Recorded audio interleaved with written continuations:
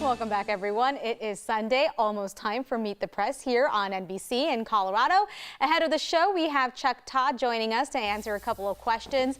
Chuck, wanted to start with the president's announcement about vaccine and COVID testing requirements. First question here in Colorado was, how is this going to be enforced? And our governor's response was basically that he knows what we know at this point. So what is the national conversation about who's going to be responsible for carrying this out?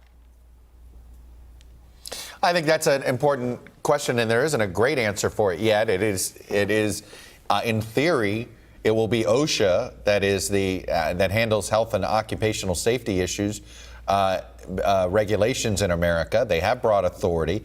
That's certainly going to give them the legal standing to do it. But the question is, who monitors?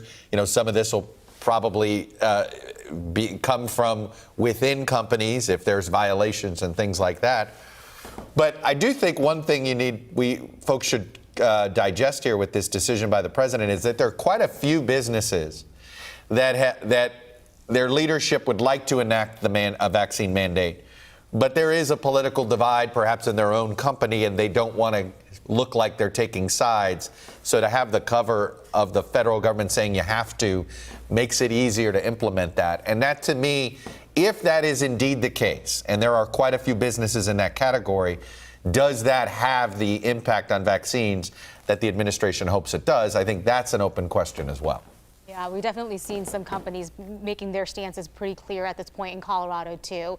It has been a very emotional weekend as well. We have done a lot of reflection here about the impacts of 9/11, had some really interesting conversation about the impacts across generations. But this morning, you're also talking just nationally about what we've gotten right and what we got wrong responding as a nation. Well, it's interesting. You know, obviously the initial unity is seen as a bright spot of the impact of 9/11, and certainly for a couple of years it did seem to have its impact. But whether it was the management of the wars, the decision to go into Iraq, a lot of things over time seemed to fray us quite a bit, and here we are. And it has led to, I think, an interesting discussion this weekend about could we come together again as a nation? COVID seems to make us think that we can't. And I think you'll hear the concern among those that had to handle the post 9/11 world, whether it was Condoleezza Rice or Jay Johnson and folks like that. And that's their number one concern, is whether we could muster this type of resolve again. If the enemy has a face, and it's the Soviets, the Nazis, Al Qaeda, we do seem to have that resolve. But we're not showing that resolve when it's something that impacts us that's a bit invisible, like COVID.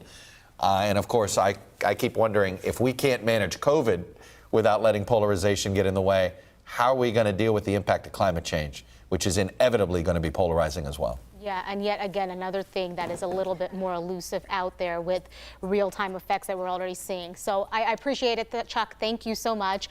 Wanted to remind folks at home, you can catch Meet the Press. We want to let you know that today it is going to be on Channel 20 at 9 a.m.